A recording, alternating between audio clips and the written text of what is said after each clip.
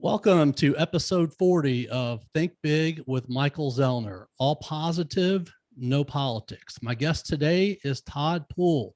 Todd is a singer-songwriter from Memphis and the lead singer for the band Roxy Blue, who was formed in late 1989. Roxy Blue released their debut album in 1992 entitled Want Some, and it featured guest vocals from Survivor's Jimmy Jamison and also Warrant's Jani Lane. After many years apart, Roxy Blues now got back together and is out playing music again. Todd, welcome to the show. How you doing, buddy? I'm doing awesome. Appreciate you coming on today. Man, it's a pleasure. Like I told you earlier, I saw the interview you did with my lovely wife, Amy, and I do a lot of interviews, and I told her, I'm like, man, I want to do an interview with that guy. He's cool, man, and he does his homework, and he just seems like a really cool guy to do an interview with.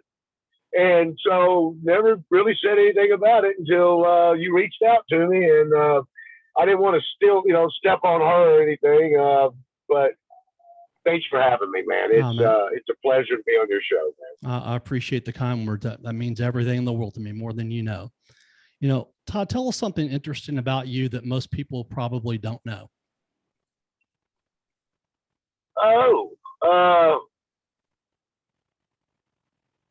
Well, I tell you what. Well, I guess I could start it out like this. So, a lot of people don't know. In the past, this is completely in an honest statement, but a lot of people, like in the whole music business or whatever world that I've been in, forever.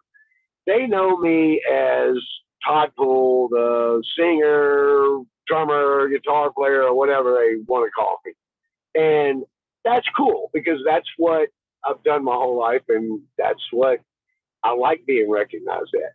But I do a lot more than that. The way music is these days, your life changes.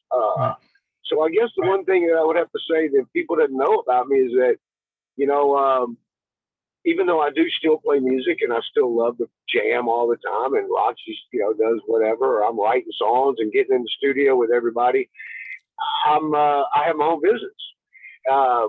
In the music business, unless you're signed, sealed, and delivered, and you're touring all the time, and you're, doing that and making enough money. In my situation, it was a little different.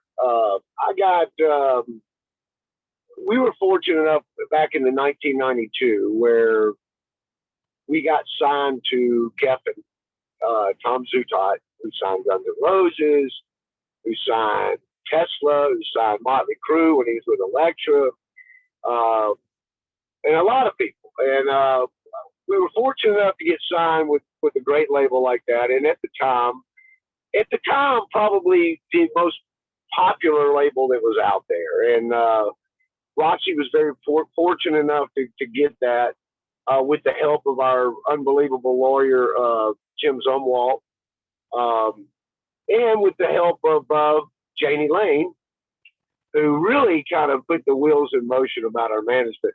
But back in the day, we made some good deals. I mean, our management company and our record company, because of the names we had, we were able to strike some really major deals, and we got a really, really major record deal especially for 1992. So we made some money. We made quite a bit of money. For back then, it was quite a bit of money. Right. So I was able to have money. And we toured. So as we're touring, we didn't spend money. We got per diems. We didn't really spend money. So all my money came home. Didn't have a whole lot of responsibilities. I just, played music, did whatever I did. So I was able to save money. So, but as time went on, and you get kids, married, buy a house. I bought a house. Bought a house, got cars. Got cars, got stuff to pay for. all of a sudden, and I'll tell you a funny story. I did buy a car when I was with Roxy. I did buy a car on the showroom floor. I was with a friend of mine, and I walked in there like a full-blown hippie and bought a car on the showroom floor. So I can say I've done that once in my life. But honest to God, what I was getting at is that you have to get actually almost even though you think that dream's gonna last forever, and I did, man. I mean, dude, that's all I lived for. I was all about music, music, music, music. It's gonna last forever. This is, this is gonna be my life. I was making good money. I wasn't worried about it. In fact, money was never even an issue. I wasn't a millionaire, but it was never an issue. Like I wasn't. My life didn't revolve around that because I didn't really care. I was all about writing the next song and, but anyway, what I'm getting at is that as time went on, I ended up having to do some kind of trade because when all that ended, that's all I ever focused on was music. So, I mean, it wasn't like I went to school to try to learn how to do this or learn how to do this. I was like, hey, dude, rock and roll is all I know. So when I got out, I'm like, well, I got to have money. I had a kid, and I'm sitting there thinking, what am I going to do? What am I going to do for a living? So I started doing construction. There's odd and end work with people I knew, and because I've been pretty handy doing that kind of stuff. So I just started doing construction work, and I kept at it, dude. Kept at it and kept at it, and I'd go from one job to the next. I think I did all kind of odd end jobs, man. I just did whatever I could to make ends meet. And but now I have my own tile and marble business. And not to say that life's easy, but I have a beautiful family. I have a daughter. I have a son. I have a beautiful wife. So to me, I'm successful. Somebody asked me not too long ago about success, how hard it is now compared to what it used to be. And I'm like, oh yeah, it's much harder in the music business than it used to be. But I'm successful. And they say, what do you mean? But dude, I got a healthy daughter. I got a beautiful wife. I got a healthy son. And I've got a beautiful family. To me, at the end of the day, that's all. That's what matters. And if you would have asked me that 25 years ago, I'd have told you I would say, you're fucking crazy. I need a record deal. I got it. You know what I'm saying? I wouldn't have looked at things that way. But a lot of stuff happens in your life that gives you different perspectives and makes you think of stuff a lot different than you would have. Right. And that's what a lot of people don't know about me. And what's weird is, so on Facebook, on social media, I never post anything about my business, and people have asked me that seen my work. They've gone, hey, well, why don't you do that? Because I do a lot of custom work, and they're like, why don't you post it on Facebook, man? People love what you do. And I'm like, because I don't know that I want people to know me as that, because to me, the Facebook deal was just for my rock and roll, for my music. And a lot of people don't realize it's not like I was some big rock star or nothing. I had my little time where I had, but it really boils down to this. So I just, you do something for so long and people get that perspective, and then a lot of people don't realize it's really hard for that identity change, because it's not an ego really at all. It's more of a, I think a lot of musicians went through this. You're on top of the world one minute, and then the next minute you're trying to figure out what you're going to do and be able to keep your head above water and still be able to do what you like to do, but you're never going to be on that level again. I'm very proud of what I did in Roxy Blue. I will say that. I'm very proud of what the band accomplished. and we did it in a relatively short period of time. We were a real band. We had a good time. But I had to do something. So what they don't know about me is that I do tile and marble, and I actually really love what I do. If I could be on stage and play music every night of my life, or at least 5 days, I mean, I'd like to spend time with my family, but if I could do that 5 days a week, I would definitely do that because that's my love. But unfortunately, music might pay some of the bills, but it don't pay all. So that's basically it. You know, that's my labor part of my life. My real reality job is that's my real reality. That's the reality of who I really am right now. So, but not to say that I don't write all the time, and I still got a passion, man. You know, I told somebody one time, and the only analogy I can give you, this guy came up to me one day and he said, he's a friend of mine. It was a long time ago in a bar. And I said, hey man, what are you doing, man? Are you playing? He's like, man, I quit. I'm like, why? He's like, well, I got married. I'm like, well, why did you have to quit? He's like, well, I just quit, man. And then I was like, well, you know, more power to you. And then I saw that guy about a year and a half later, or 2 years later. And he said, man, I'm thinking about getting back into music. I said, what's up? He goes, well, I got a divorce. And I said, okay, well, good luck. Because to me, it's okay to take a break, but you're either in it or you're not in it. You know, I mean, I'm talking about original music too, man. I'm not talking about somebody that wants to go out and play in bars, which that's great. I mean, that's awesome. I've done it before. But I'm talking about putting your passion into writing songs and being that musician. And, you know, he never did anything. And I'm not saying that bad about him, but my point is, I've always been that guy. I've had people bail out, and it's crossed my mind before in my life. You go through if you're ever in music long enough, you're going to go through times where it's so dark and you're like, oh my God, nothing's going right for me. I'm going to have to quit, and blah, blah, blah. That's going to happen. It's going to happen, man. It happens to every musician in the world. It's happened to the biggest musicians you've ever known. But if you stick with it and you believe in what you do, before you know it, you're going to turn around and something really good's going to happen. When Roxy Blue got signed, when Roxy Blue started, the weirdest thing happened. I was probably at an all-time low. And I remember my parents they were always behind my music. I mean, they really supported me, and they bought me a set of drums. They pretty much just let me do whatever I wanted, whenever I wanted. They loved my music. They just wanted me to do what I wanted to do in life. And unfortunately, I was a drummer, so I made a lot of freaking noise. But, you know,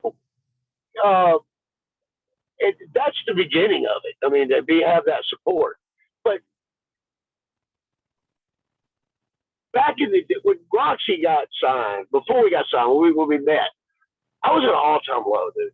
I mean, like, completely, like, my parents for the first time saw me really depressed, and they came to me and they were like, look, you know, first time I ever heard this come out of my parents' mouth, they said, well, maybe you need to find something to fall back on.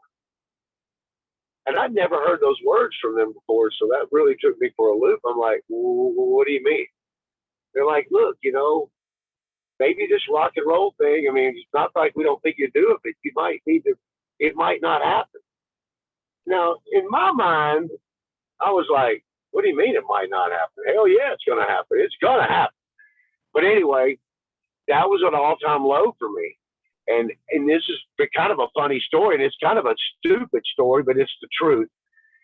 I was kind of depressed, and I went and lived with my parents for a couple of months, and they had said that to me a couple nights prior to it. So one afternoon, I decided I was going to go up the street. My mother told me about this tanning place up the street. And I thought, man, I'll just go up there and relax and tan. Well, I went up there and tan. And when I got up there, I was waiting, and the lady was sitting there at the counter, and I heard somebody playing guitar. And I was like, oh my God, what is that? So I asked her, I said, well, where's the guitar coming from? She said, well, that's my son. He's in the back in one of the empty rooms playing guitar. Do you want to go back there? And I was like, yeah, let me go back there. So I went back there, and lo and behold, there's Sid Fletcher sitting in the corner playing guitar. And I looked at him, and I was like, hey, man, what's up? My name's Todd. He's like, yeah, I know who you are. I'm like, oh, okay. I said, well,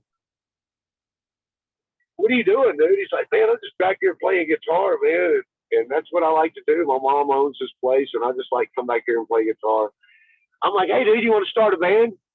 And I mean, this is no lie. This is the God's honest truth. I said, hey, do you want to start a band? And he said, yeah. He says, man, I know I got a bass player that went to GIT with me named Josh. And I said, well, my cousin plays drums, and I'll call him. And I think within a week we were in a practice room. And it was that quick. That's how quick Roxy really was able to get together. And then from then on, it was just practice, man. And it was crazy. But that's how that band started. And that's this crazy, stupid story, but that's God's honest truth. That's how easy it was. And we practiced every day, dude. I mean, it was no holds bar every day. I mean, it no matter what, we practiced every day. So, yeah. So that's to start. That's how the band got started. Roxy got started, and I know when you were asking me about what people don't know about me, but all my whole life, that's all I've ever wanted to do is play music. I mean, from the time I sat in front of a mirror and air guitar till the time I played drums, to the time I used to be a drummer singer, and then I played guitar. I tried to play guitar, couldn't really play guitar.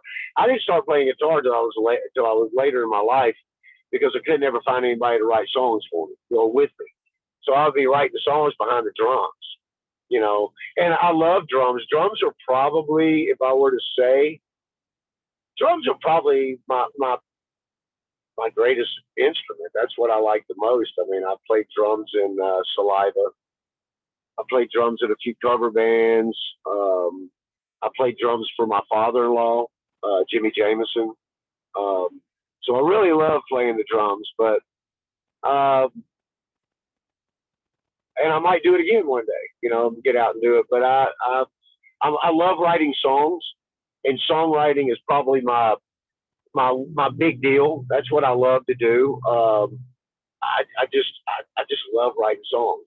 So I had to self-teach I self-taught myself how to play guitar, and I'm still doing that, by the way. I don't call myself a guitar player. I'd rather just call myself a songwriter. But I've been fortunate enough in my career to play with some very, very good musicians. So musicians that make me look good. So I've been lucky enough for that. So absolutely. And we talked about it off air. In the world of no coincidences, your parents hadn't had that conversation with you. You don't go to the tanning bed. You don't meet Sid, and Roxy Blue might not have ever gotten formed. That's exactly the truth. So it's fate, and people always say luck, but that's what luck is. I mean, you can work hard. There's bands that are in bedrooms right now that are so freaking good. And, of course, today it's a different era than it was back then. Things are a lot different. You don't have your A&R guys really going around looking for bands as much as they used to. Right. Not like it used to be. It used to just be, I can't really blame bands for getting on these shows and stuff, because I think people getting on these shows like American Idol and America's Got Talent and whatever. because it's just a matter of trying to get out there any way you can get out there. And, you know, I've heard people say, well, you know, those guys, they didn't pay their dues. You know, you got to go in a smoky bar room and do all that. Unfortunately, those days are kind of over. It's not like you can't do that anymore, but it is unfortunate because to me, these days, everybody's in a race to get to the finish line, and maybe don't enjoy the ride as much. But the world moves so fast now. It's just, you just can't be like you used to be. You know, you can't own your craft, you know. But if I had to tell any musician out there that was young what to do, I wouldn't tell them what to do, but I would tell them, don't let nobody tell you can't do it. And start young, you know, start. You don't have to be great. You do not have to be great when you first start. All you got to do is love what you do and listen and learn. You know, I always tell, I did a job the other day, and there was a girl playing drums, and she's a young girl, and they knew what I did and everything, but I was telling her, I was like, look, the only thing I can tell you is crawl before you walk before you run. And I'm only telling by experience, because when I started playing drums, the only thing I wanted to do is do rolls and do things that were not the basics. I didn't learn my craft. I did it backwards. I was trying to do all the fun stuff, and I never learned. And it took me years to realize that the basics of it is not how much you play, it's how you gel with someone else and the feel of it. And it's, you know, that's just me though. That's how I learned from some of the best. I learned from Nico Liris, Cotton Row Studios, who really took me under his wing, taught me about the pocket. You know, I learned from every musician I've ever played with. My father-in-law taught me a lot. He's kind of an intimidating guy, as nice as he was, but he was such a great singer that, you know, it was really kind of hard to open up around him. But he did sing on the Roxy record. And as you said before, Jani Lane did too. And that, you know, people don't know this. Well, I'll tell you something people might not know unless they've read a lot of stuff. But Jani, as far as the music, rock and roll world went, Jani actually discovered Roxy Blue in a little club called Rascals in Memphis. We were playing at Rascals, right? And he was in there, and my friend Haji was running. He said, "Look, Jani Lane's in the bar, and he wants to talk to you." And I was like, Scott Fruman. Okay, Scott Fruman, and he ran with the band a lot, and worked for us when we were in LA, and real tight with the band. I mean, we were all buddies. And he said, "Look, man, Jani Lane's over there, and he watched your set, and he wants to talk to you." And I'm like, and I'll be honest with you, and I've told Jani this back in the day, I'm still friends with Eric. I'm still friends with the guys and Joey and all of them. And I was like, at that point, I wasn't really, this was after their first record, and I wasn't really a fan of Warrant. I mean, I wasn't a big fan. So, but I was like, cool, Jani Lane. So I went over and talked to him, and he said, "Man, I love what you're doing. I'd like to help you. I'd like to work with you." So I was like, cool. The band, we were all cool. We met with them, and we went to their concert.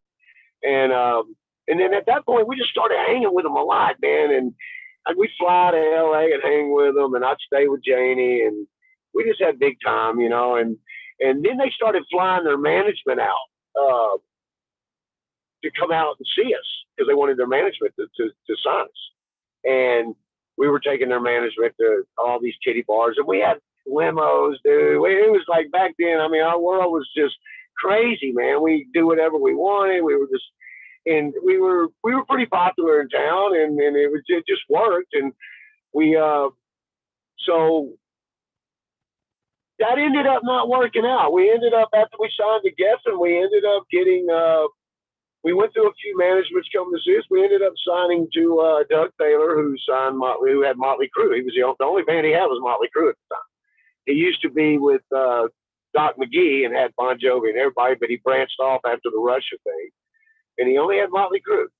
So he had us and Motley Crue, and he ended up getting Winger later. But Jani told me I'd have done the same thing. But Jani ended up singing on the record, and I could tell you a million stories about Jani, and I was there. I mean, he and I got really wasted one night. I mean, like crazy wasted on tequila. And we went back to his place, and he was so excited about Uncle Tom's Cabin. And Uncle Tom's Cabin was really slotted to be their first single. And he was really excited about that. And so were the other guys, because it was a good rock song. And, you know, they wanted to have that rock and roll. They wanted to be rock. Like, I mean, they wanted that. They wanted people to look at them more serious. And I loved it. And so he looked at me and he's like, man, you know, we're 3 sheets in the wind. I am. That guy can really drink. But he's like, man, the record company they wanted me to write another song. They think they need a better leadoff singer. And I was like, okay. So he's like, so this is what I came up with. This is no lie. And this is a moment I'll never forget. There was no cell phones back then, so I couldn't record it. But we were just hanging out. And I was so drunk, I was singing 3 of it. It was like he was singing, like three people were singing. And he played me Cherry Pie on the acoustic guitar that night. And it was amazing. And he's like, and he looked at me and said, this will be the only song I'll ever be remembered for if it becomes a hit. Well, I think we all know that it became a hit. So that's a true story, by the way. But God rest his soul. He was a great guy. And my father-in-law actually knew him too. So those were good times. That was back in 1992. We had Mike Klink produce our record. A lot of good things going on in our lives back then. So we were a very fortunate rock band that didn't get a chance to do what we wanted to do because the Seattle scene came in and kind of swept things up. And I mean, I'm not even mad about it. You know, I mean, things happen for a reason. And, you know, I know a lot of musicians got really bitter about all that. It wouldn't matter if you got bitter or not. It happened, you know, and I actually enjoyed that music. So it just happened to come out when we were doing our record, and we didn't get to sell as many as we wanted to, but you know, so be it. Was that tequila that you guys drank together? Was that 1800? It was Cuervo 1800. I read that. That was Janie's alcohol of choice, and he could really drink it, and he taught me how to drink, and I'm not sure that's a good thing. I always tell people Jani kind of taught me how to drink, and I'm not sure that's actually a good thing that he did, but and I had a really good time back there in those days, and so you know, yeah, I mean, I wouldn't trade those days for anything, but it is what it happened to be what it was, and Roxy had a great time on our run back in the day. I think all of us, I don't think any of us would regret anything that happened, except that we wished our record would have come out a little earlier. And you know, I know Tom Zutaut was talking about that to me, you know, that he should have released it earlier. But hey, you know what? He didn't. So I don't want to be the shoulda, woulda, coulda guy. You know what I mean? You know, you grew up in Memphis and you went to Ridgeway. What's something that you remember most about your childhood? What do I remember about my child? Oh, you mean Ridgeway or my childhood? Yeah, Ridgeway, your child. I guess both. So you talking about like Ridgeway being like in my high school years? Yes. Mm-hmm. Well, I'll be honest. I mean, I'm pretty much usually try to be honest when I'm talking. Man, I liked Ridgeway when I went there. Man, it was a fun time. I discovered marijuana in 9th grade, but I didn't know what I was. But my Ridgeway days, believe it or not, were smoking pot and going to Lichterman's Park, dude. I mean, do you remember you went there? Yep. You went there. You remember Lichterman's Park? Yeah, right behind the school. Right. Well, but you remember that they had two coves that were on Linfield. Is that the name of the street? Linfield, right. They had two coves back there. Right. That's where we would go. And that's where we would smoke and do our whatever we did. And so yeah, it's a sad thing that's what I remember and that's what about school. But in all honesty, that's what I remember about school most. My friends were great. I had some great friends that I went to school with, but I was just into music and smoking pot, man. That's all I cared about back then, and that's so sad. But when I was in school, that's all I cared about was smoking pot and playing music. I didn't care about nothing else. And in fact, I didn't even know there was anything else. I thought that's all there was pot and music. So, so yeah, that's all. As far as Ridgeway goes, I mean, I wasn't your upstanding student. You know, I wasn't a bad guy. I just didn't care about school. All I wanted to do was play. I couldn't wait to get out so I could go play my drums. Right. So, you know, my parents probably didn't like that too much, but I ended up getting a record deal, so I made up for it. And that's the big thing. My parents, you know, they ended up seeing what I ended up doing, and they ended up knowing that I had a passion, and my passion ended up, I stayed with it. With what I believed in, I stayed with it, and I ended up getting a record deal. So, I mean, dreams can come true. But, you know, when we got our deal, though, I mean, not to get off the subject, but I will say this. Sometimes things happen so fast, and you're like, you know, you think everything's going to last forever. We did. I did. I thought, man, this is great. It's going to last forever. And that's what you think. That's what I thought. And so I don't, sometimes I don't know that I actually took the time to enjoy what was going on. I think I took it, I didn't take it for granted, but I just think I was in such a whirlwind that I just didn't soak up what was really going on. And I look back on it now because, you know, back then, dude, your memory was all you really had. You didn't have the cell phone to document this and do this. So, not that I meant to take it for granted, but I've told people this before. I look back now and I'm like, man, you know, it went by so fast. And I don't think, it's just like I didn't soak it in. I just let it be what it is and thinking tomorrow's another day. And one day it was over. And that's what I would say to anybody. You know, the thing is it's good to have a dream, but enjoy the ride.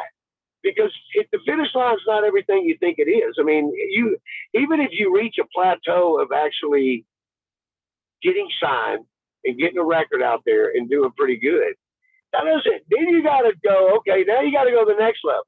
You know, you'll be a superstar, or you just going to be. You know what I'm saying? So it's a lot to it. I enjoy what happened with me. I enjoy what the run we have, but you know. I never saw the end of the rainbow until I met my wife. Right. Then I did. My Amy and Lola and my family. But in other words, I have a tendency to get off on a tangent. So that's all right. Stop me and go. It's like I said, you're good. You're good. Shut up. You know, a lot of bands. So yeah, man, that's it. Go ahead, finish. A lot of bands. What? No, go ahead. I'm done. I was just listening to you. Okay. A lot of bands start off, you know, when they get together, like you guys did, I believe in '89 when you formed the band. A lot of bands start off playing cover songs when they go out and stuff to try to, you know, get a crowd and stuff with, you know, to play familiar music. You guys didn't do much of that at all. You played pretty much your original music from the start. What made you decide to go that route? Well, honestly, we didn't play any until Squeeze Box, which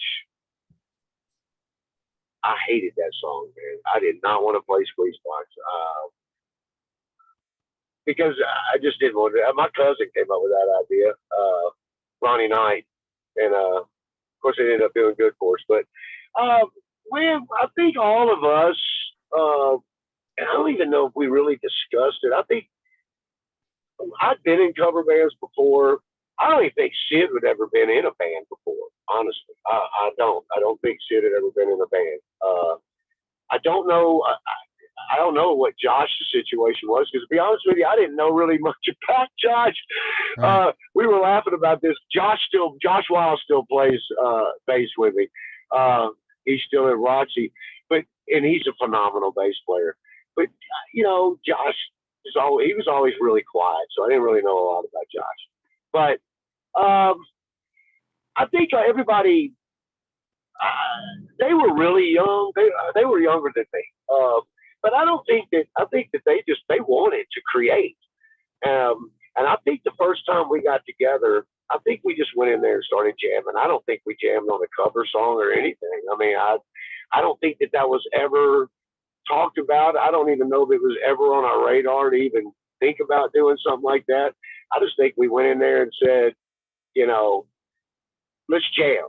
And we just started jamming, and I started belting out words, and I think we just started writing songs immediately, man. I think that's what we wanted to do, and I think that's what we did.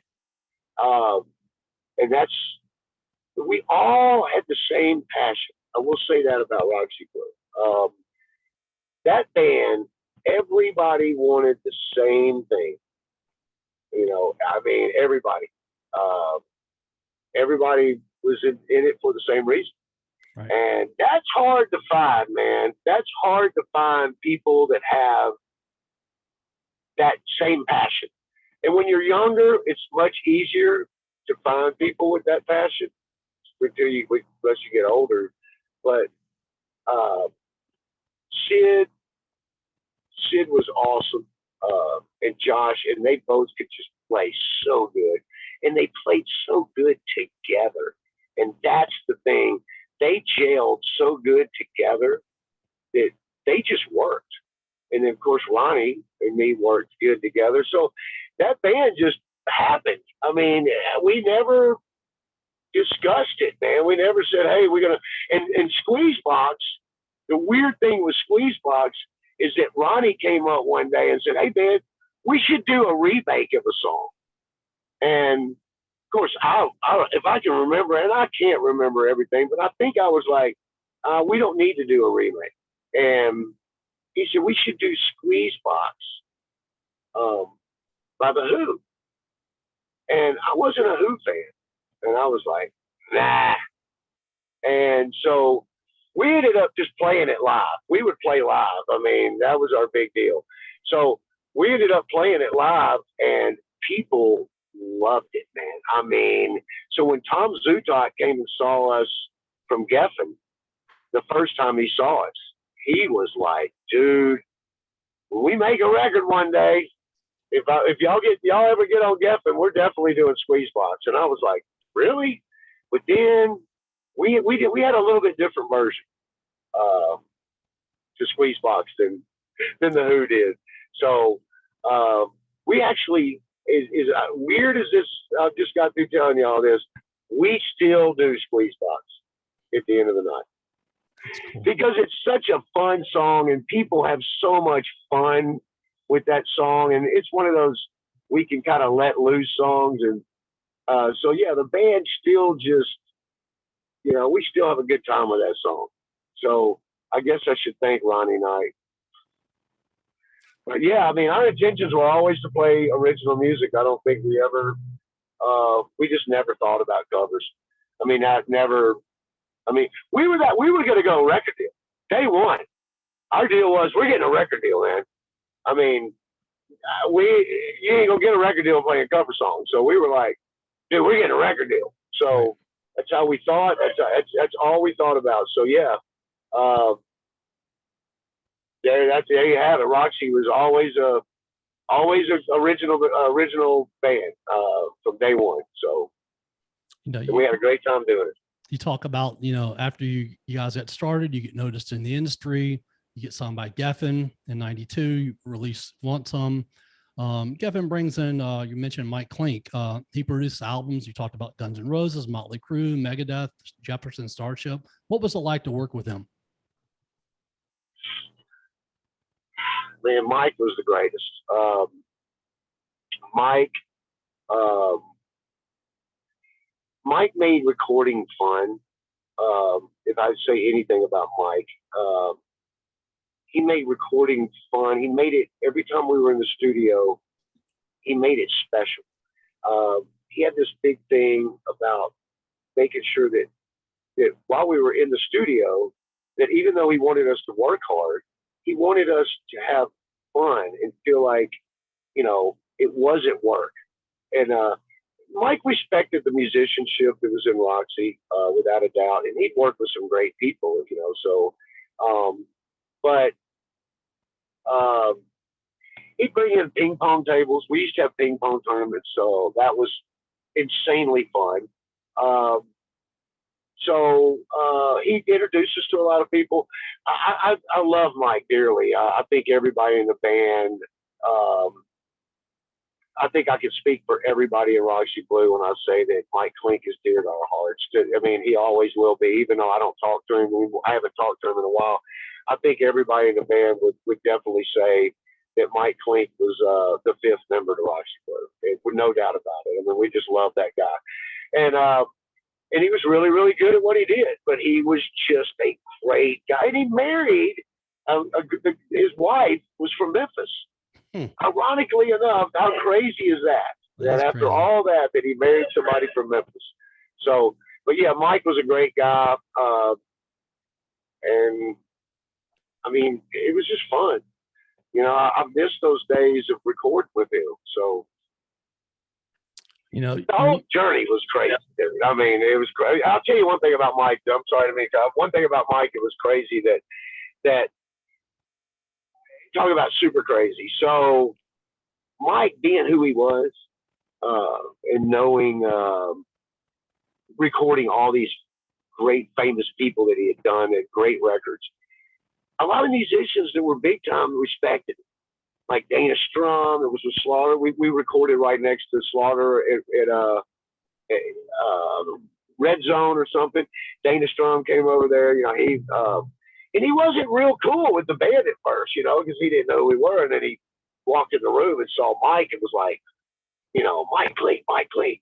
And Mike's like, yeah, these are my boys. But we got along good with those guys. And Motley Crue would come by when we were doing pre-production for the record. Nikki and Tommy would hung out a lot with those guys. Guys in Warrant would come by the studio. Just faster push. Every time you turn around, somebody was coming by because of Mike. So the experience was unbelievable, what we were able to experience. So that was the other plus side to having Mike Klink, I guess.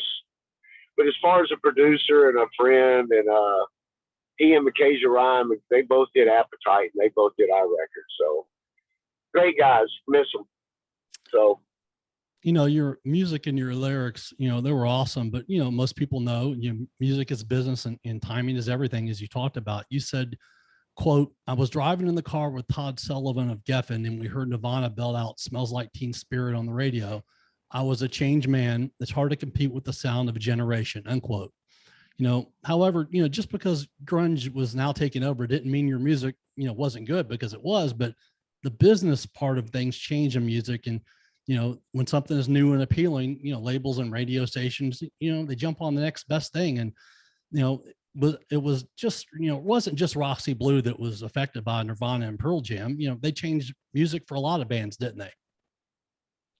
Oh, unfortunately, I should say fortunately, but it was unfortunately, we were out there. We saw it happen, man. I mean, I saw it happen firsthand. I mean, Scotty T would tell you, because I remember him telling somebody in an interview.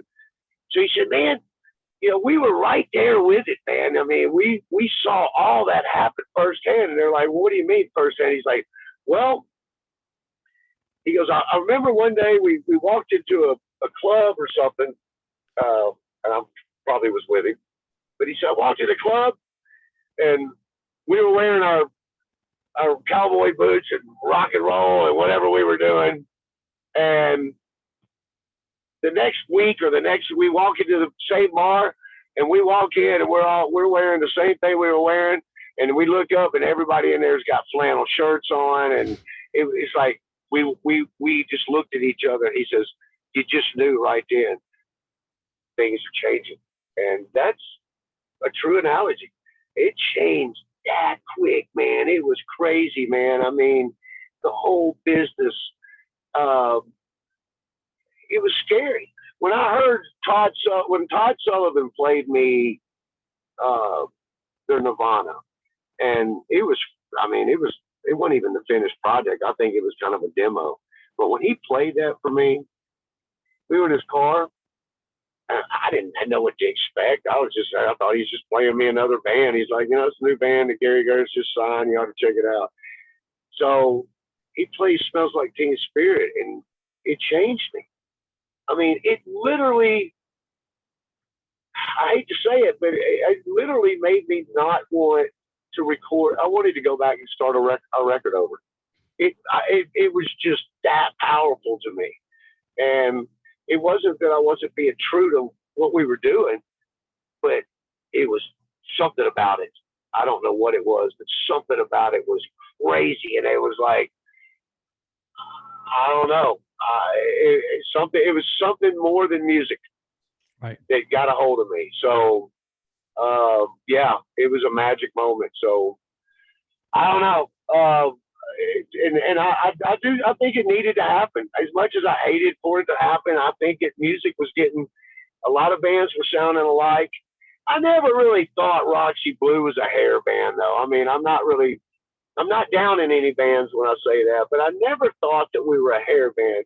I mean, we did go into we got the magazines and our hair was, long, and we had to go up. We did all the same kind of shots that Mark Wise did, everything. And so we did all the same things that all the other bands did. But man, Scotty and Sid and Josh, dude, they could really play their instruments, man. I mean, they were really good players. And we had a lot of guys, like the Trickster guys, which I saw Steve at Masquerades when we went and played in Philadelphia a couple of weeks ago or a month ago, Steve Brown. But that's where I thought we separated from some of the bands in LA, because I'm not down on them because, songs aside, but man, even the guys in Warrant, I mean, they were writing hit songs. And Jani aside, I mean, Jani was just a great songwriter. That guy could write a song about Campbell's soup and it'd be a hit. But man, all those guys are great. But something about Sid and Josh, they'd sit down and play guitar with Jerry Dixon and Eric and all of them. And because Sid and Josh were like, not only were they really good players and they technically knew what was up, they were tight together. And whatever Sid could play on the guitar, Josh could play on the bass. And that was really frightening. But the crazier thing about it is that Sid, everybody thought Sid was a big Van Halen guy. And he liked Van Halen, but everybody thought, oh, he's just trying to be Eddie Van Halen. But Eddie Van Halen was really not Sid's major influence. Sid's major influences were Roy Clark, Serious Biz, and Steve Morse. And if anybody ever noticed Sid playing, he would always pick. He would pick every note almost. I mean, he was an insane guitar player. Sid was one of the best guitar players, if not, that I've ever played with. I mean, just the kid was a freak of nature. And of course, Josh is still a freak of nature. Josh is still really, really good. And they went to school for that, but they were both just great. And that creation of Roxy can never be again. When we came out with the record for Frontiers a couple years ago, or whatever, and I wrote that record, and I like that record. It's 27 years after the Want Some record. So, but I had a few people. We were really received very well, but we had some people, a couple diehard guys, who were like, this doesn't sound anything like Want Some or whatever. And man, it's 27 years later, and I wrote with Sid and the guys on the Want Some record. So You know, we wrote together, and it was a different band. You know, so you can't expect you change band members like that. That was a magic in with the four of us. So you can't change band members, and I mean, even if we did it a week later than that band, it's not going to sound the same because you don't have the same players. You know, I mean, you can get 20 guys beside each other, guitar players, and they can play every one of them can play the exact same lick, and they're going to sound different. You know, so. But anyway, that's yeah, man. Those guys were insane players, and I miss those days. But you know, I don't think I would react those days today. I mean, I'm a different person today. I'm a different kind of musician than I was back then. So back then, all I wanted to do was chase girls, do drugs, and be a rock star. You know, whatever. I just thought that was the dream. Right. And the older I got, I'm very happy that I got to experience what I got to experience. But in the long run, it's all about the music. I mean, I know that sounds cliche and it sounds what anybody would say, but it is. I'm more interested in having a good song than jumping around on stage. You know, I love performing. Don't get me wrong, but you know, well, yeah, I guess anybody gets older. You know, but it's all about the music to me now.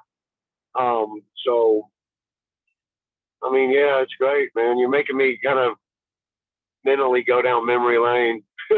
It's kind of cool, though.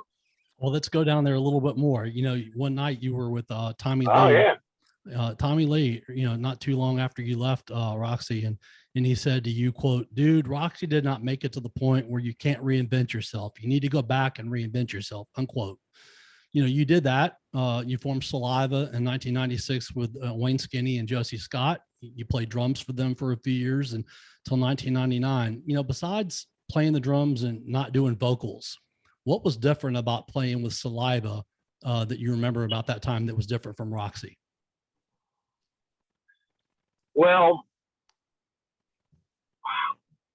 first going back to what Tommy said, what happened with that was basically I went out to sing. I got a phone call. Wayne Sweeney was actually playing with. He took Sid's place, and he was actually playing guitar with Roxy. So we had a rehearsal room, and we were practicing. And man, you know, we had been playing a few gigs, and we recorded a little bit, and it was cool. But I got a call from Jani, and he was like, "Look, dude, I'm going solo. You know, the guys are auditioning singers and stuff, and they've auditioned some guys, but I told them to call you." And I know the guys didn't want to step on Roxy, but anyway, I went out there and hung out with, stayed at Eric's house. And I sang with them for a little bit, and I wasn't their singer. So, I mean, I don't want anybody to think I was their singer. We just recorded some songs, right, and we're friends and had a good time, and just kind of see it was fun, man. Don't get me wrong. I mean, it would have been cool, but that's not where it was happening. That's not where I was going. So I ended up going over to my manager's house. I went out with Tommy one night. He called, said, "Look," so we were going to go somewhere, and he picked me up, and I'd known him from when I, you know, cut the record with Roxy for a while. So we went over to Doug Taylor's house, and Doug Taylor was like our manager, and they sat down and talked to me, and I played Tommy some of the stuff that had that I brought with me, and they were like, "Look, man, nothing against Warrant, but that's Jani's band. You know, you don't." What he meant by that is that Roxy had not made it big enough to where I couldn't reinvent myself. In other words, you know, we scratched the surface, but you know, we weren't a household name, and I wasn't pinned into there to where they thought if I did something with Warrant, which, you know, I mean, they weren't saying anything bad, but they were like, if you do something with Warrant, then maybe you'll get pegged as the guy that came in after Jani, and who knows if it would work out or not. So it was kind of a hit or miss, you know what I mean? right. So with me, I just said, I came back I just made a decision. It was a hard one, but I was like, look, I told the guys, look, man, I got to go back to Memphis. Something just told me I need to go back. So I came back to Memphis, and, you know, I had a couple little bands. I had a band called Screaming Jesus. I had a band called Sugar Ditch. And then Wayne and I had a band down in the studio I built. And we had a band, and the drummer was going through a custody battle. And the band never had a name, but we sounded badass, dude. We sounded good. And I was playing guitar, singing. And so, but I'd play drums down there all the time. So Jeffrey Horror was playing drums, and he had to leave. He was going through a custody battle, and he just felt like, you know, I admired him for what he did. He had to go figure out what he needed to do and take care of the real business, and I thought that was great. So he went off and did that, and Wayne and I decided to get down in there and just start writing songs. So I just got on the drums, and I just started playing drums, and Wayne played guitar, and we'd sit down there at wee hours of the night and just play. And we wrote songs, and then we decided to call Josie and one night to come over. And he came over, and he showed up like 2 hours late. But we ended up, it ended up being a band. And we got Dave, the Botany in there. And we were a 4-piece band, actually. First gig we played, we were 4-piece. Cristobal wanted to hear me play drums and wanted to hear what the band was like. So he came and saw us play. We played the Omni New Daisy. Pretty damn good crowd that night, I remember. And so we played, and he came, and he liked what he saw, and he joined the band. And we wanted him in the band because we wanted 2 guitar players. But he joined, and the rest is history, man. I mean, that's how Saliva got going, and that's how we made. That's how everything started with Saliva. It's all history after that. You know, so, over the years, you've been in several different bands over the years, all kinds of different music, you know, Roxy Blue, you wrote some songs with Jani Lane, you talked about Saliva, a few of the ones you mentioned that I didn't know about. And then I think Rail and 714, and you even played with your father-in-law, Jimmy Jamison. A really good musician can adapt and play many kinds of music, can't they? Yeah, well, I'm not going to call me a really good musician. I mean, I think a good musician, I don't even know if it's all about the musician, to be honest with you. I think it's more about, I think it's about the people you play with. And I think there's a chemistry. Right. For a real band to work, to me, like a band that's going to really make something happen, I don't think it's all about how good the musicians are. I never have. I think it's more about the chemistry that those guys create amongst themselves. I never really have looked at, I don't think I'm terrible. I mean, I've just been fortunate enough to play with really good musicians, but the chemistry that musicians have together, if you're a musician and you gel with 5 or 6 or 3 or 4 guys, and that chemistry is what makes a great band to me. That's what a great band is, and that's what Saliva had. We had that when I was in the band. I think Roxy had that back in the day. We just hit it. You know, we had guys that just absolutely, something about it when you got together, it just gelled, and you didn't have to overly work it to make it work. It just happened. It just worked. And that to me is the magic of a band that's just maybe destined to be together. But yeah, I mean, I've adapted to a lot of stuff. I love playing drums. I was very fortunate to play with my father-in-law. He just was such a great singer and such a great musician. And a lot of people don't know that about him, that he was actually a really, really accomplished musician, not just a singer. I mean, he could play guitar, he could play piano. I mean, he wasn't like a virtuoso or nothing, but he was badass. So I don't know how to answer your question. So I would say, can really good musicians adapt to a lot of situations? Uh, I would say the answer to that is yes. But it also has to do with styles. I've played with some guys that are really, really good that they couldn't get out of the one can that they were in. Right. You know, and then I've played with musicians they could play Marvin Gaye and rock it out and then turn around and play, you know, Rat.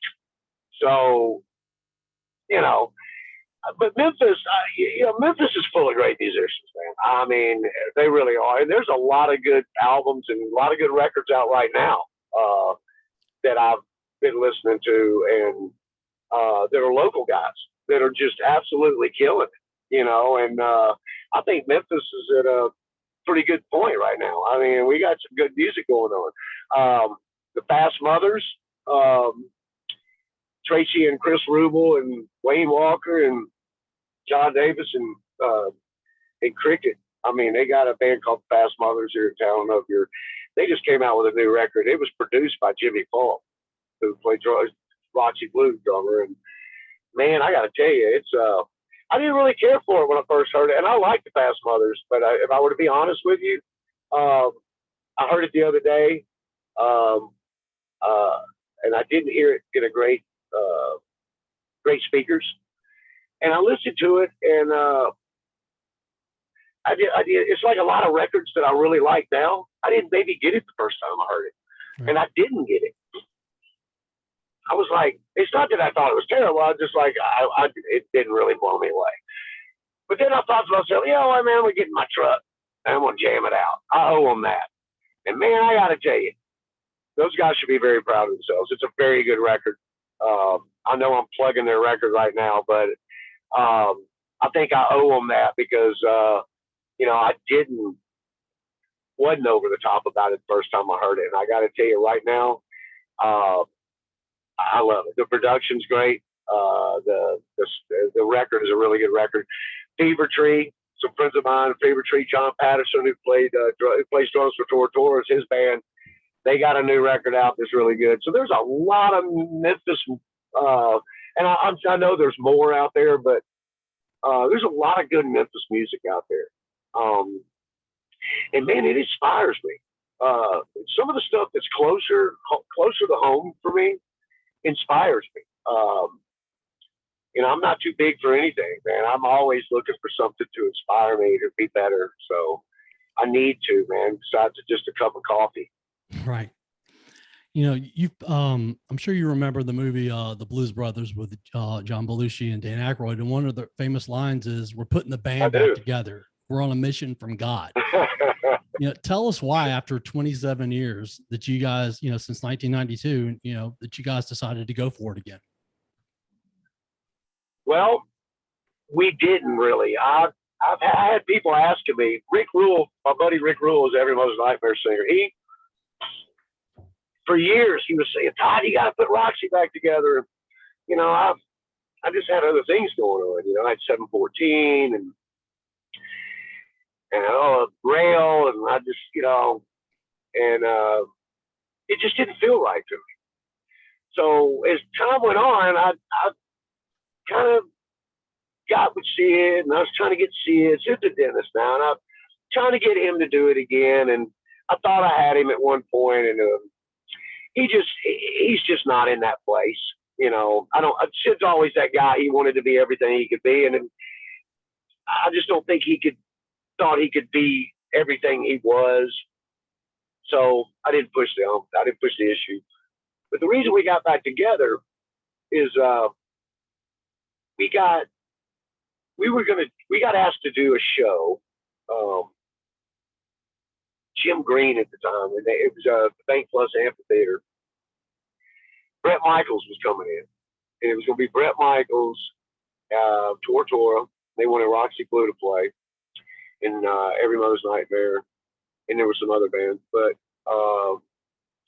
we said sure. So we got Wayne to play guitar, Wayne Sweeney to play guitar from Saliva days, and And Wayne's a childhood friend of mine, so we've played together forever. But he played, Scotty T and Josh, and we were at rehearsals, man. This is crazy. So we were at rehearsals, and we were just going to do that show, man. We were just going to do a one-off. I really didn't want to put Roxy back together. It didn't feel completely right. And I love the guys. It wasn't that. It's just that, I don't know, man. It's just, you get a good feeling, and it wasn't, so it was kind of coming back, and I thought, well, we'll see how the show goes. So we were taking a break from rehearsing. We were at Johnny Stinson's place, and I kept getting this phone call. This number kept calling, and I never answered. I don't know what it is, and I just finally picked it up. I was like, hey, yeah, this is Todd, and it was a guy named Nick Teeter and Frontiers Records, and he's like, man, I've been trying to get in touch with you. We just signed Tora, and we were wanting to know if you guys would be interested in signing with Frontiers. And I was like, well, this is kind of weird because I got everybody with me right here. So that's how quick. And that kind of gave us a reason, you know what I mean, to kind of get back together and make a record and just kind of shoot for something. And it was cool. It was cool for a minute. Of course, Wayne had to go. He went off, kept doing Saliva, and we got Jeff Cochran playing guitar. But man, I mean, it's a good thing. I mean, I want it to be natural when it got back together and not forced. And of course, it wasn't Roxy what it used to be, but it was. We still had a lot of energy. We still had a good time. And you know, Scotty's not with me anymore, but I mean, he's with us, but he's not with the band. But I don't know, man. It's just I never wanted to kind of keep something going that you know, is it ever going to be what it was? Or I had to have a good reason to keep Roxy together. But I had a lot of people that still wanted to hear it. Right. And I didn't realize that till we made the record and we started going out around and playing, and man, people started reaching out to us and got a lot of good reviews, had a lot of interviews, and go to these shows and people, everybody still loves that stuff, you know, so that makes me feel good. So, you know, who knows how long it'll go on. I don't ever, I go day to day now, you know, I still have the passion to play, but you know, I don't know, you know, we're making a record right now and it's pretty much done. I have nothing I don't know when it's coming out. I don't know what the deal is right now. So there's a few things that are playing gig-wise that are kind of in the works, but there's some things going on right now I can't talk about that are just kind of like in the air, up in the air. So I'm just kind of holding my breath right now. I'm just not really saying much. You know, last August, Roxy got a chance to open up for Cheap Trick.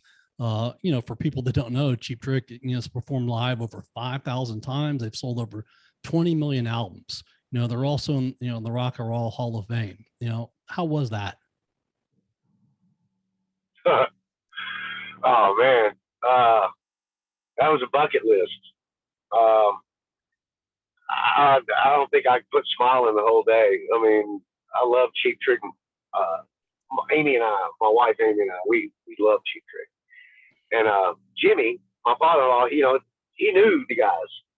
But we got asked to do that show, Live Nation and Grayson Soundstage, great place, great people. They gave it to Lenny Wyatt and down there. They gave us the gig, and you know, in Cheap Trick, we got the whole stage. And I mean, if you see the pictures or videos, you see the black and white, and they were great, and the crowd showed up. I mean, it couldn't have been a better show, top to bottom. The only thing that wasn't good about the show is that my daughter was sick that night, and Amy couldn't make it. And you know, the COVID thing was still going on, and so I hated she couldn't be there because it was such a cool moment. We had a great set. The crowd was electric that night. I mean, it was just crazy It was one of those gigs you play when you get off the stage, you're still flying high for a couple of days afterwards. Right. So, and then Cheap Trick, of course, is there. I just absolutely love Cheap Trick, and they were very, very nice. I didn't. There was a couple guys in our band that got a chance to talk to them. I kept missing them, but I heard they sat on the side of the stage while we played and loved it. And I think Jimmy Fulk talked to them. So, and that meant a lot to me that the guys in the band were able to kind of say hi to them and talk to them. I mean, I've met a lot of people, and of course, I wish I would have talked to those guys because I love Cheap Trick. But what a night, magical moment. Those are the kind of nights you wish you could leave there and go to the next, and, you know, leave there with them and go to the next show with them and do it again. Unfortunately, that didn't happen. But yeah, man, that was one of those things where you did, you know, Cheap Trick. I've got that one in the history books for us. So I wish you could have made it. You didn't make it to that show, did you? No, I did not. Yeah, I But wish you I did made make that it show to the Jimmy thing, though. man, I didn't even know you were there. Yeah, that was awesome. Did we talk? We did not. You guys were so busy and everything. I didn't want to interrupt, but that was just, I went with a friend of mine, and she and I had a great time. It was so much fun. We ended up hanging out with Wilbur and a few other people most of the night. Speaking of Wilbur, you know, you were talking about back in the day. You know, Wilbur was a big part of that. You know, Wilbur was the Night Moves. Wilbur was a big part of Roxy Blue's early days, I should say. He gave us a platform to play on. You know, we played Night Moves a lot. That's where I first saw you. There for him. And that place was crazy, man, when we played there. And Wilbur gave us that opportunity to play there. And still great friends with Wilbur. So it was good to see him at the Jimmy show. And I know people might not even know what we're talking about, but you can enlighten them. Yeah, Wilbur Hensley, you know, owned Night Moves, you know, Club 616, and, you know, obviously 152. And, you know, we talked about that off there. 616 back in the heyday was one of the best clubs. It was such a fun place to hang out, listening to live music, you know, listening to regular music, just hanging out. It was such a great place. Absolutely. I opened up for Tesla there when I was in a band called Sugar Ditch, and it was actually Josh, me, and Jimmy Fulk. And we had a band called Sugar Ditch, and we opened for Tesla. And the cool thing is I knew the guys at Tesla they were signed to Geffen to Tom Zutaut. So I knew them. So it was kind of cool to be on the show with them.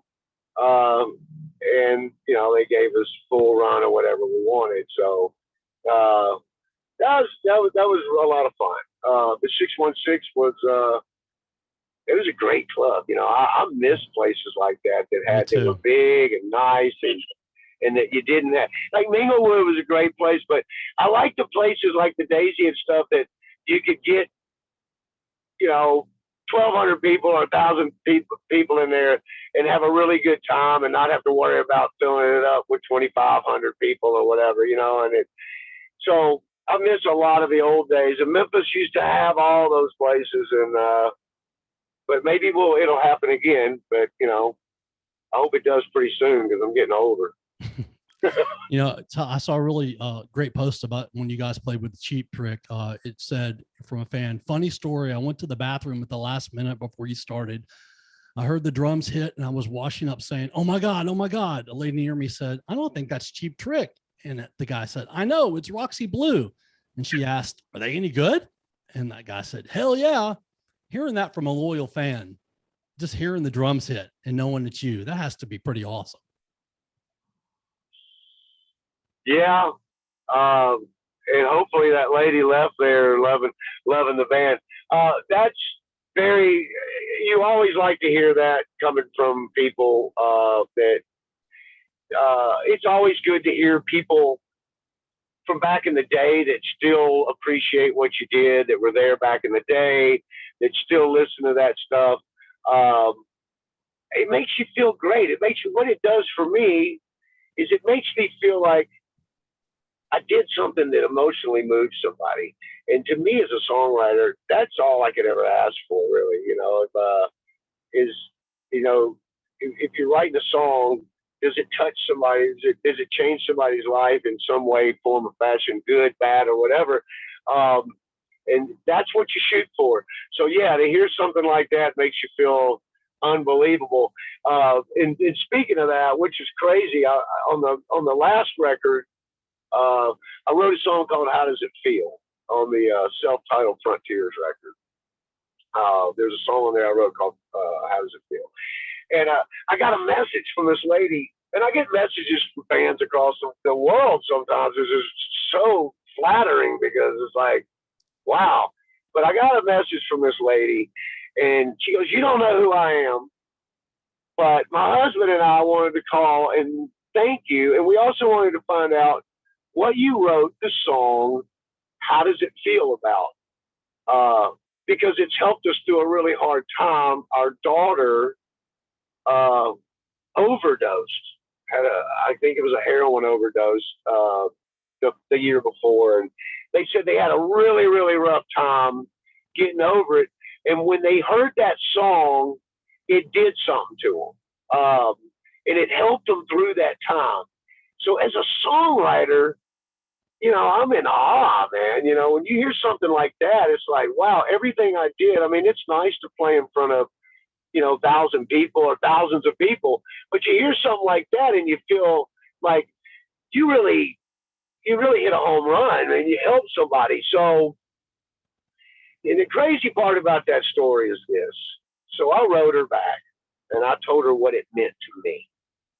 And I'm like, when I write a song, it doesn't necessarily mean that you have to feel what I was feeling when I wrote it. But I hope that it somehow, some way connects with you. And so we got asked to play Hadley's, a little bitty club here in town.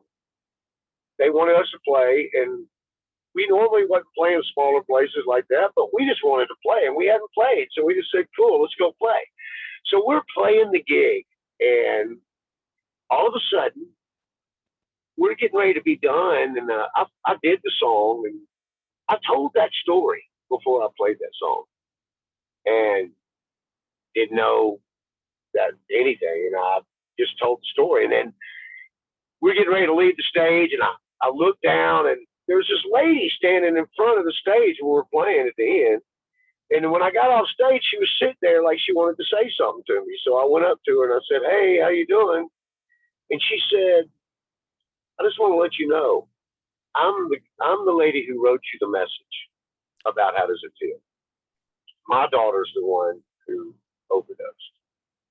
And man, you want to talk about getting your attention? I was floored. I mean, I gave her a big old hug, and I was just like, Todd told her, she, as a songwriter, that right there meant so much to me, and it made my night, and it just made me feel so like I just did something, man. And, now every time I play that song, that's what I think about. I think about that moment that she messaged me because it meant that much to me.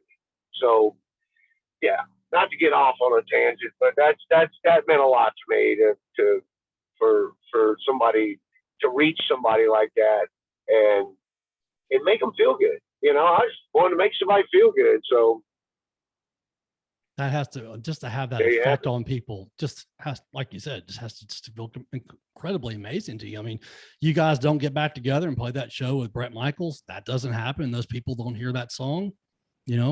They still could be going through a tough time. Once again, like I mentioned a lot, the no coincidences thing.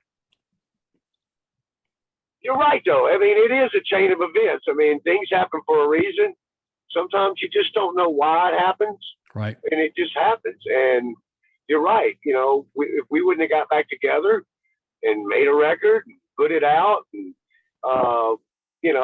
that little bit helped somebody get through a tough time. And, I get that about Nobody Knows a lot from the Want Some record. A lot of people have reached out about Nobody Knows, and people have asked me, what's your favorite song on that record?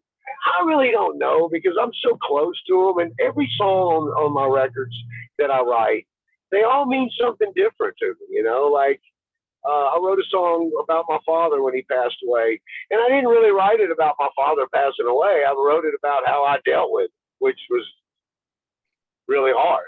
Sure. He was my best friend. And I wrote a song called Blinders, and it was Jimmy Falk's favorite record. Jimmy co-produced the record with me. Did an amazing job. Always does it amazing. He has a studio called Broken Snare Studio. So if you want to get your band recorded, you should call him. Great guy. But I wrote that song Blinders, and the first words, "Here I lie, awake at night. This TV screen is the only light." I was literally sitting there, no lie, on my bed with my guitar in the dark, just the TV on. It was nothing on the channel. I don't know what happened. It was just blank, like white or something. I don't know. But it affected me. I just came up with those lines, and it started a song. And so every song that I write, it means something different to me. And it's all about that moment that I was in.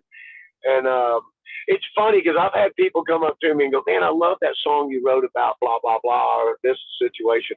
And I didn't write it about that, but I don't tell them different because I'm like, that's what they got out of it. Right. And that's cool for me. Right. So I love writing songs. So I like a lot of the stuff on the new record. I wrote a lot of songs for this last record, but we're only going to put like 9 on it, I think. I guess. I don't know. But I love writing.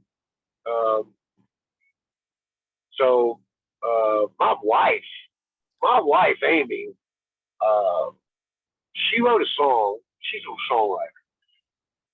And she wrote her last song. I don't know the name of it, I don't think. Man, I told her, she never sends me anything. And I told her I loved it. I heard her play it. And she's like, "Well, I wanted you to maybe help me on it," which I never really ended up doing because she ended up knocking it out of the park.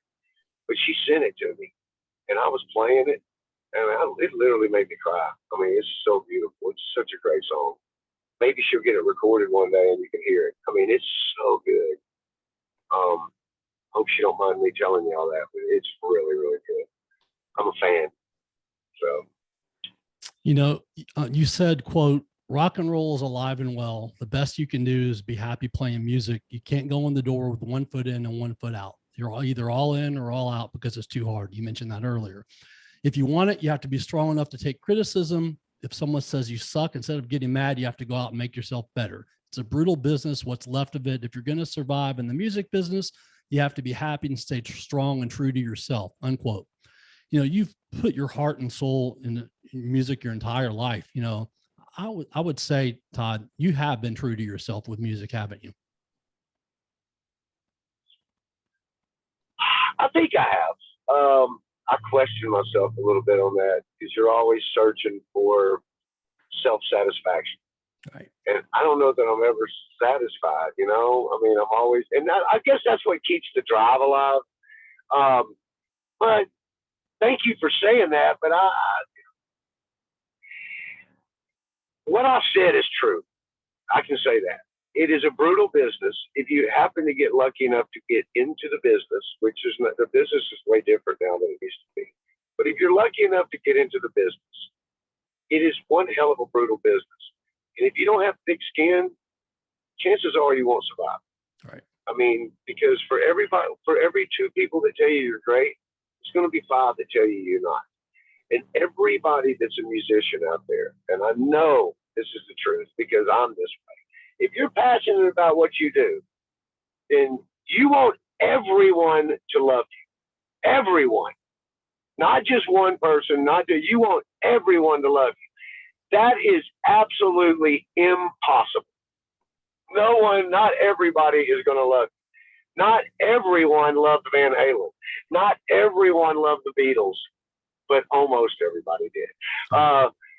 No, not everybody liked Led Zeppelin. There's always, and you're going to have critics that are going to shoot you down, and they've done it where they just make you feel like, crap. But that's where I was saying earlier. I think you have to be fixed in, but you got to stay focused on what you're doing, and don't try to be. I mean, look, I've been guilty of something that I will say I'm guilty of, and I think every musician goes through it. Everybody gets influenced by somebody. Okay, so somebody might say, "Oh yeah, well they ripped so and so off, or they ripped this guy off when he wrote." You get influenced. Everybody's influenced by somebody. So, that's just a fact. Right. I mean, nobody just comes up with something without being influenced by somebody. I mean, you might do something your own way. But what I'm getting at is, so you have to listen to what's out there. You have to stay in the game. I know a lot of musicians I grew up with, some of them were just so hard-headed that they were like, they didn't want to do that because they didn't want, if you want to be in the game, you got to get in the game. I felt like I've stayed in the game, but I have been guilty of, not meaning to, but listening, and something gets in my head, and then I might write something, and I think every musician's done that. You try to be fresh, you try to be original. I think I do that more now than I did back in the day. Because back in the day, I wanted to be a rock star, and then we basically were not trying to be Van Halen we were taking our influences and putting them in, but we were giving it what we knew, and we gave it what we had, and so we were influenced by. You could see, I did the Splits, Van Halen, and all that, but Tom Zutaut wanted us to be the next old school Van Halen. I mean, I'd say we were ever going to be that, but that's what he wanted to market us as. So, to me now, I try to be original. I don't know what that is, and I've tried to figure it out. And I think the best thing to do to that is just when I'm in writing mode, I try not to listen to anything. That's how I'll do it.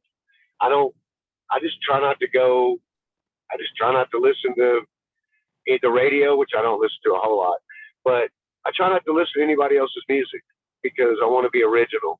Right. So I don't try to, because you can get influenced and not really mean to, you know what I mean? You can hear something, go, oh yeah, man, and then get an idea in your head, go, oh yeah, that sounds cool, and then all of a sudden you're, rewriting the song you just heard on the radio. So, music's my life, man. I mean, that's what I've lived and breathed. Music. I don't know what I would do without it. But it's the universal language, and I know it's been said a bunch, but I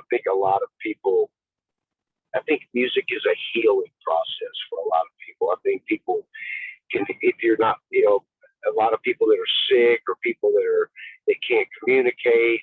I mean, there's a lot of people that music touches so many different ways, and I just think music is just good for the soul. It's good for the soul. I mean, if music went away, then to me it would be Zombieland. Yeah. More than it already is now. Yeah. So music is. I know my father-in-law. I'll tell you something. I wanted to tell you this. I'm glad we're talking because I should have answered this the first question you asked me. So Jimmy Jamison ended up being my father-in-law after many, many, many, many, many, many, many years. When I was young, living on Stone Street in Parkway Village, listening to Kiss Alive, my first rock record, my friend across the street, Ronnie Spain, brought me a record that his uncle was the drummer in. They were called Target. And I was like, okay, I'll listen to it. So I put it on, and then all of a sudden this voice came on there. And Jimmy was the lead singer of a band called Target. And all of a sudden that voice comes on there and it starts singing. And I'm hooked. I want to be that guy. I want to sing like him. And he changed my life. When I heard him sing, that was the first time I thought, man, I think I want to be a singer. So the weird thing that people didn't know about me is that after all those years, I did end up getting to know Jimmy, and I idolized Jimmy. I loved him in Cobra. Then he got Survivor. The only reason I even liked Survivor is because I loved his voice.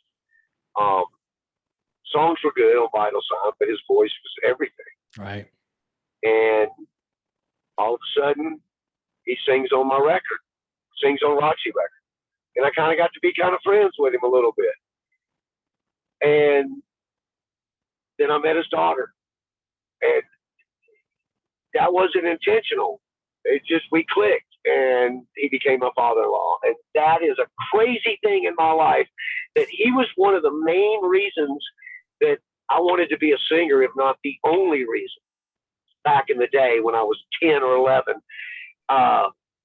This long black-haired dude that could just sing that just could belt it out and was just rock star. And I love this. You know, I had a Target record and a Kiss Alive record, and that's what started my journey. And then I end up playing drums for my father-in-law, and him being, and that's just crazy to me, you know. And I don't know, man. That was meant to be in some way. Yep. Some way. So that's a great story. Thought I'd throw that in there. Absolutely. One of the things that people might not know about me. Yes. So, yeah. You know, you're a dog lover like me. Tell us a little bit about you and Amy's fur kids, Bella and Henry.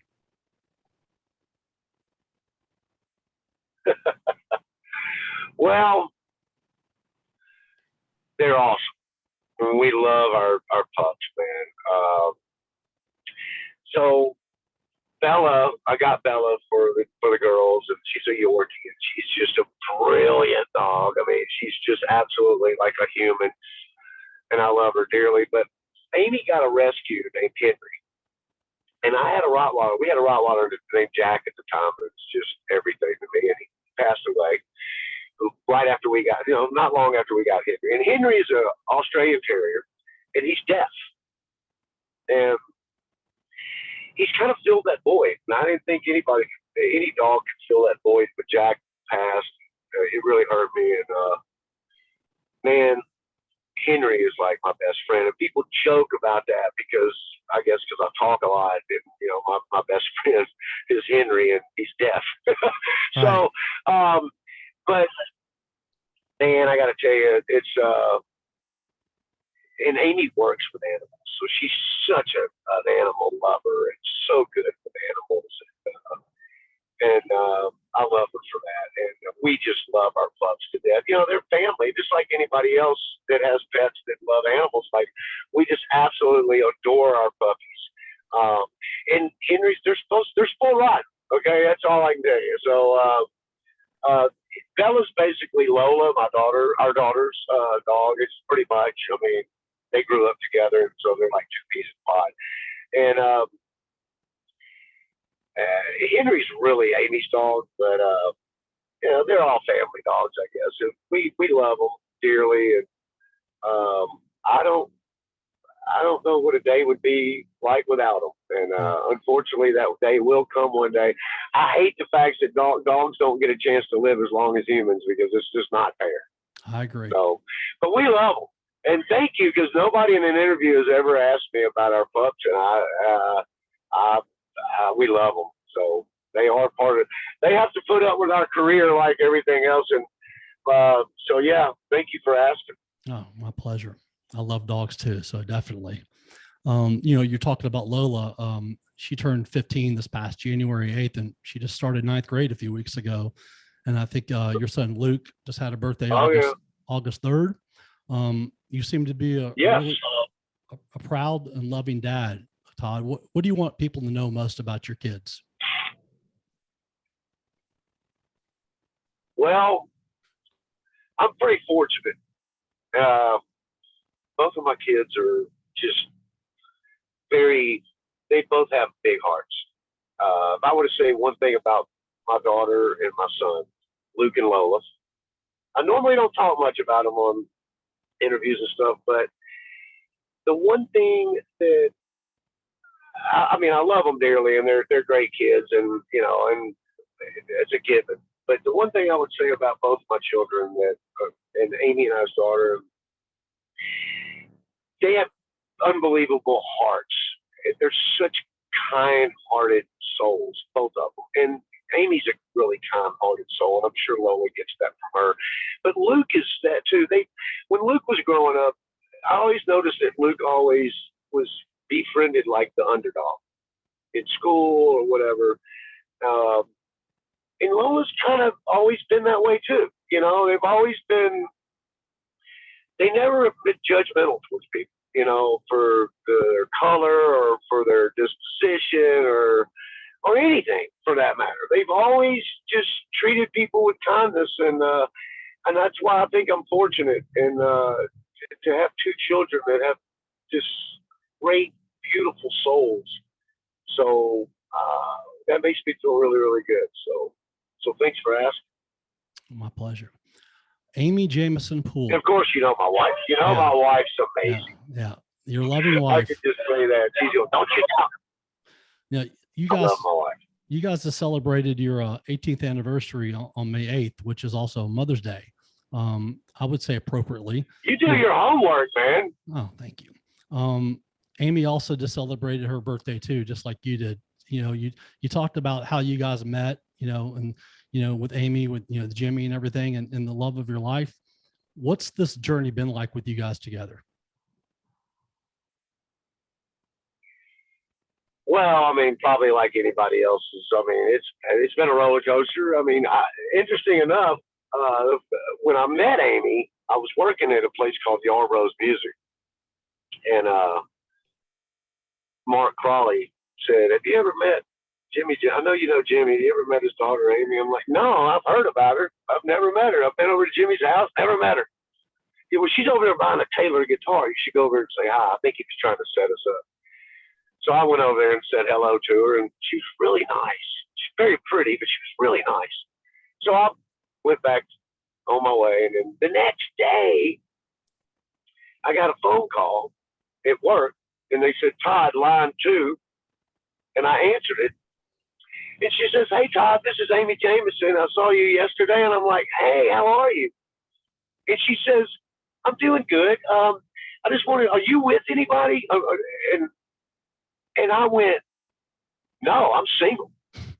And she went, "No, I mean, are you with a customer? Because I want to buy a microphone." That's a true story. And I felt really,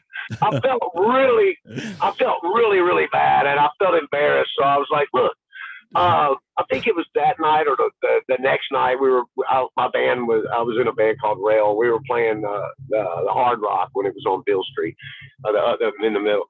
I said, "You should come down there, bring some friends or whatever." And she came down there, and you know, I think I dedicated a song to her. And I went to the bathroom, and she was standing up by the bar or something, or it might have been vice versa. But I remember right there, to get back down to the front stage, you had to walk by that bar place. And I told myself, now or never, dude. So I just leaned over and I just grabbed her and gave her a kiss. I don't know what came over me. And we've been together for 20 years since that day. And so our life, I'm sure living with me is not easy sometimes. And she'll probably tell you that. But she's definitely my soulmate. She's saved me in so many ways that I can't even get into. But she's, without trying, you know, it's like being around her when I met her. I mean, I was wild, dude. I mean, I was pretty wild, even at that age when I met her. And she just didn't judge me, though. That's the thing. She didn't tell me, "Stop doing that," or she just loved me for me. And I think we just loved each other immediately. And she just changed me just by being around me. She's a really good person. She's a really kind soul. Her dad and her mother both are. Jimmy was a kind soul. And Amy's mother is a super kind soul. So I know that's where she gets it. So I always hope that rubs off on me a little bit. You know, but she's had to hang with me. Now we've been married for 18 years. Of course, we had Lola. Luke was glad when he found out that I was dating Amy. He just thought we were musician friends at first, but he was 7, and he was real happy. So they've always had a good connection. And then Lola was born, and you know, that changed everything for us. You know, then it was official. You know, but I think it was meant to be for me and Amy to be together. So I hope by saying that we have 20 more years together, and that don't jinx her to walk out here to my truck and tell me that she looks divorced. I'm kidding. No, I love her dearly. She's a great talent too, and I hope she gets out and plays more. But she's a wonderful human being, and I'm very blessed to have her as my wife and my partner. She's awesome. What a great heartfelt story. That's awesome. Thanks for sharing that, Todd. What are the most important lessons that you've learned in your life? Well, that's great. You know what? I've been asked a million questions in interviews. I've never been asked that one question, which makes me think a little bit. But the most important lessons, well, I've learned by mistakes myself. I've learned by making my own mistakes, and I know a lot of people do, and I know my kids probably will. And sometimes you got to fall on your face, but you got to get back up. You got to learn by the mistakes you make. And sometimes I have a tendency to. I've always felt like I'm a kind person at heart. I always care about people. I really do. I think that's a good trait of mine. But the lessons I've learned in life probably would be to think before I speak. Sometimes I have a tendency to say something and not think it out before I say it. And then I go back, and it recently happened with a friend of mine. And then you go back, and no matter if you meant it that way or not, you've already said it, you know, so it's kind of hard to erase. And so I think I'm still learning lessons. Family, I don't know if you call that a lesson, but I think over time I've realized what's important and what should come first, and what's more important than what I thought was important. So other than that, I pretty much know everything in the whole world. I'm kidding.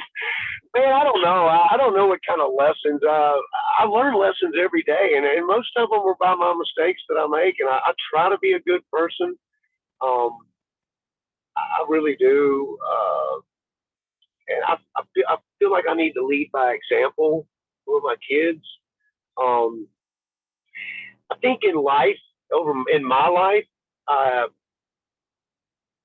my passion for music sometimes was overwhelming, you know, for people around me. Right. I didn't see it that way because I was so focused that everything was do it, no excuses. I would be a hard ass on people, but I knew what I wanted, and I knew I needed to get there.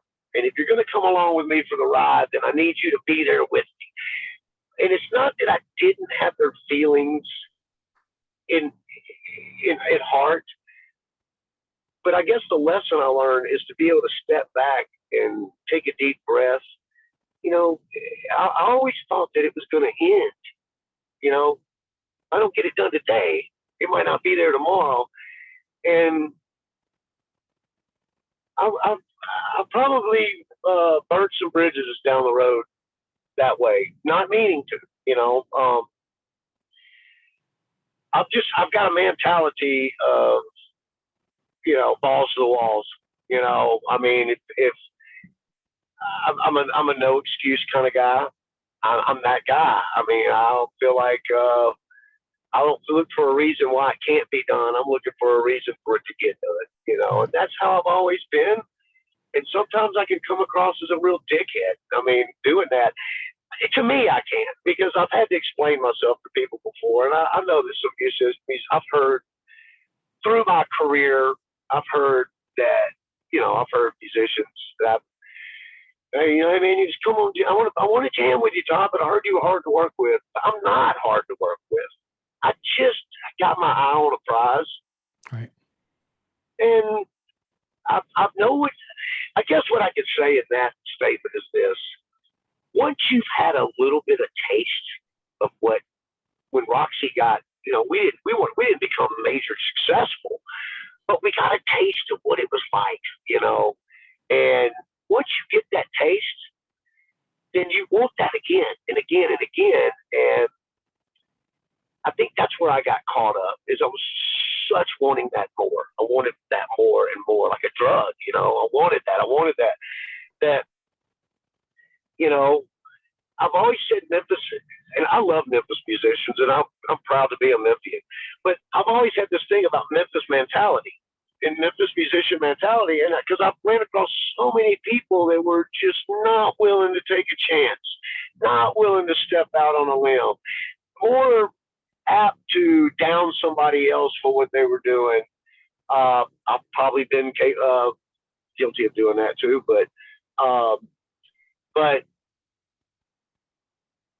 I've just been a go-getter, and I've always had that mentality, man. If you want something and you can't depend on somebody else, you got to go out there and get it, man. And when Roxy Blue, I was fortunate to be playing with 3 guys that wanted the same thing I wanted, Saliva, I'll say that. All 5 guys, all 5 of us, we wanted the same thing.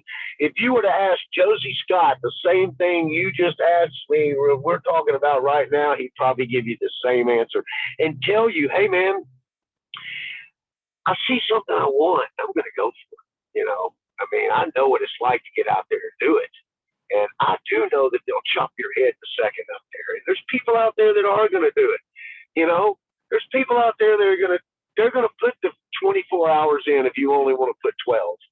So, but what I've learned over the years in that process is to maybe take a deep breath and still go for it, but maybe consider someone's feelings in the process.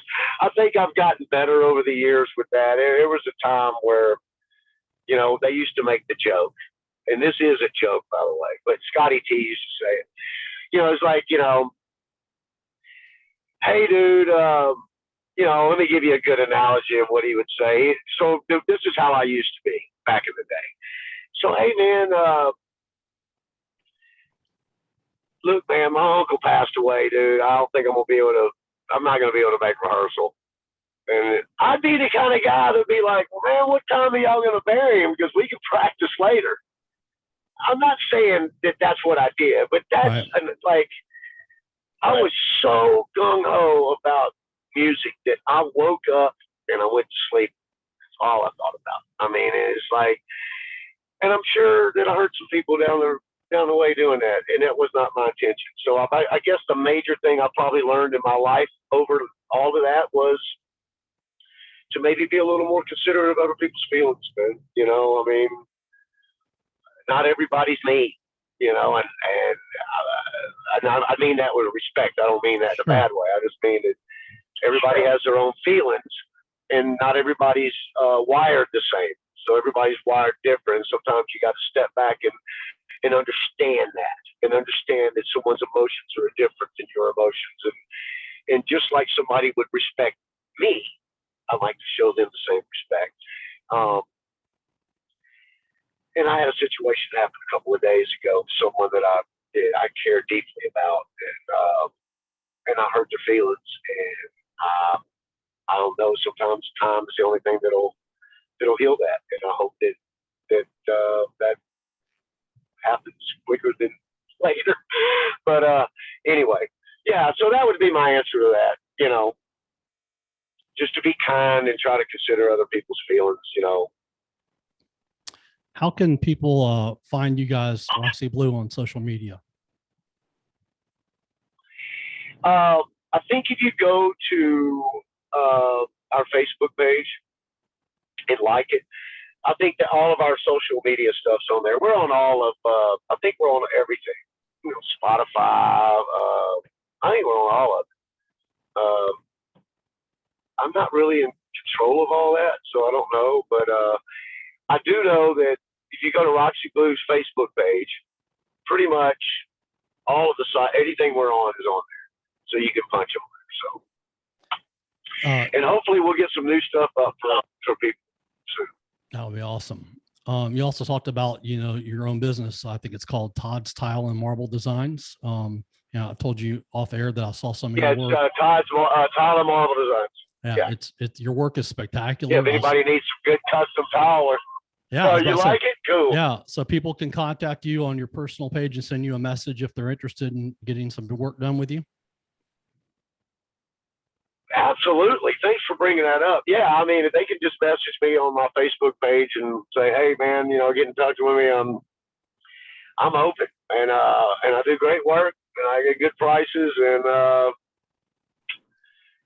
maybe we can share a story or two." But yeah, I do good work, so I'm always looking for something. You know, I try to stay busy. You know, so you know, and Rock, we don't. These days, I'm not really going out and touring. We might go out. We just did a show with Tor and Every Mother's Nightmare. We did Pittsburgh with Every Mother's Nightmare and us, the Killer Dwarfs. And then we went to Philadelphia and we played with a bunch of bands. But Tor, Roxy Blue, and Every Mother's Nightmare were back to back. That was a lot of fun. So we go out for like 2 or 3 day runs, you know, at most, usually now. Just not feasible to get on a bus really and go do a tour if you're not, unless you're making, right. You know, I can't just go out there and just do it for nothing anymore. I've got house notes and I got, you know, as much as I'd like to, but, you know, but thanks for plugging that. I really appreciate it. Oh, my pleasure. You know, I grew up. And I love being on your show, man. Oh, thanks, man. I love having you on. You know, I grew up listening to your music and the early 90s, and you know, remember seeing you guys, you know, play at Night Moves, and you know, I love a good comeback story, so I can't wait to see what comes up next for you guys. So I really appreciate you being on today, man. Man, thank you so much, Michael. I'll tell you the truth, man. I'd love to do it again with you anytime, and I'll keep you posted on what's going on with us, and when the new material gets out and all that, and I'll make sure that you get you a copy, and then when we play next, I'll make sure you're my VIP guest. Thank you. I'd love to come out and see you play again. Awesome. So appreciate you once again. Thanks again. Definitely will have you on again soon sometime. All right, buddy. Look, you can call me anytime. You got my number. All right. Thanks. Take care, Todd. Peace. Thanks.